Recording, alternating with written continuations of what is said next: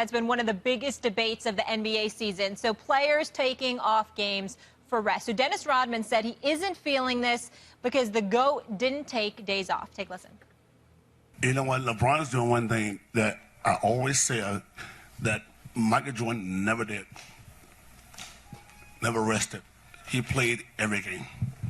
He played every game. LeBron has the position to do this now because they need him. The league needs him. That's why he's doing all this crazy now. Like, you know, and complaining and all this.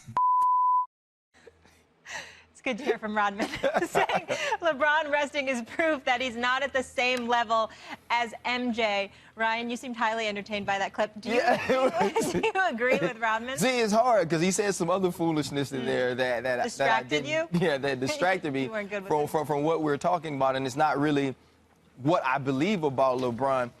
First of all, it's different eras, right? It's different eras. But I do agree that LeBron's not Jordan on many levels, not just this one. But there's a competitive edge and a competition, a will to be a part of competition that is missing from today's game as a whole. When you talk about Rodman's era and Jordan's era, nobody took days off, you know, unless you was playing against the Pistons and Bill Laimbeer punched you in the eye and you couldn't see, you played the next game. And so that is a difference in between who was the greatest player of that era and maybe all time, and he's definitely the greatest player of all time to me, Michael Jordan, as compared to LeBron. And Dennis Rodman is right. That type of edge, that type of I have to be out there every day, LeBron does lack that now. I think he lacks it from, one, a sense of entitlement, a sense of, and not entitlement negatively, but like Kobe said, he feels like he has earned that right to rest. Jordan never felt like he earned the right to rest. Jordan never felt like it was enough. And if LeBron's going to say that is his ghost, right? LeBron basically said, I have no rivals now. He said it's kind of like a rap song. When your idols become your rivals, right? So now Michael Jordan is his rival. He is going to be held to that standard and taking games off and certain games not being important. And I'm not going to value this game because I've been to 6 straight finals. Those are things that are said and done that Michael Jordan didn't do. And so I agree with Dennis Rodman on that. Well, partly that's because Michael Jordan never went to 6 straight finals. He took a break in between. You know, baseball was, you know, got him away, got him to recharge his batteries. I believe Jordan would have won 8 straight. And I don't know if anyone would have taken him a Game 7 in the finals. No one ever did in those 8 straight, had he done it. But that's, you know, speculation. We'll never know. And there's good reason to believe that recharging of his batteries, not just physically but emotionally, helped him in the second three-peat, whereas LeBron has just kept on going. Look, is LeBron resting a reason Jordan is greater than LeBron? It's a reason. It's a small reason.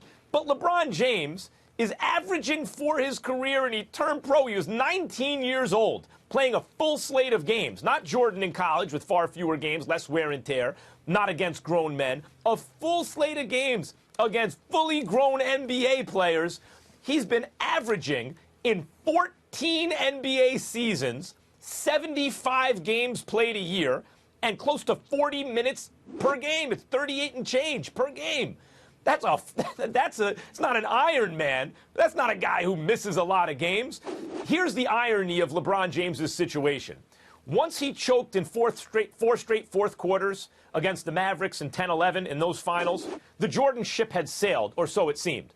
Because Michael Jordan, under no circumstances, would ever choke like that in any series. By the way, it never happened. Even against the Pistons, people bring that up. He had no help. Scottie Pippen was a baby. As soon as Scottie Pippen became a real player, they almost beat the Pistons. Pippen couldn't play in Game 7, and when Pippen became Hall of Fame level Pippen, they swept the Pistons. As soon as you gave Jordan some help, it was over. So Jordan, for many reasons, is greater than LeBron.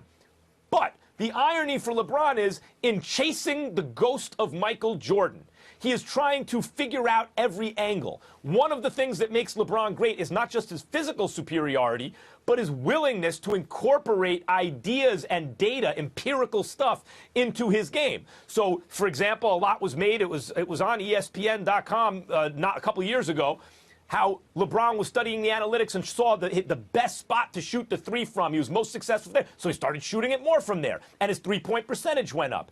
He studies these things. Also, he must know what the medicine says, what the science says, that second of back-to-backs, etc., it's really bad for basketball players. And since his eyes are on the prize, which is Michael Jordan and always winning the championship, he's trying to cut every angle just right in order to get there because he needs help. One of the ways he does that is by resting intelligently. In fact, I don't think he's rested enough this year.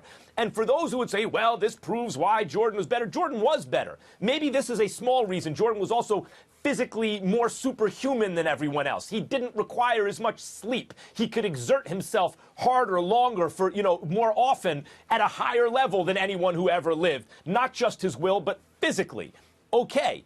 But for those who would complain about LeBron resting, just imagine you're a Cavs fan. Are you trying to win the championship, yes or no? Because LeBron's idea is not out of a sense of entitlement, I'm going to rest because I don't need this. He's trying to figure out, how do I maximize, optimize the percentage chance that I can lead this group to a championship? And if that means rest, that's what he's going to do. But Max, you're defending something totally different. Like, I don't care if he rests. Like, I like the fact that he rests. I like the fact that now players are taking it in their hands to take care of their own bodies and care about what matters to the player going forward, which is winning championships and not just being out there all the time. We're talking about this specific Jordan argument. And I agree with you, like I said before I even started, Jordan is better. And in many other ways, other than the not resting or other than not needing a break. I'm just saying in this instance, in what Rodman is talking about, I do agree with him at that standpoint. Real quick. And maybe it's not the analytics. Jordan just never thought about that. It was like, I'm going to play and go until I can't. We asked Kobe about it. He said they never asked me to take Sandy Koufax in his prime, probably the greatest pitcher ever, threw 300-plus innings at an incredibly high level, but he was done by 30. He didn't have a very long career because of the intensity of his prime. Other pitchers, not quite as good as Koufax, pitched 2 and 3 times longer in their primes. So that's LeBron versus Jordan. Jordan's intensity may have shortened his career in certain respects, and LeBron just wants to keep on going. He's got to pace himself. Way to get that baseball reference in there, Max. That was slick. We're going to leave it there.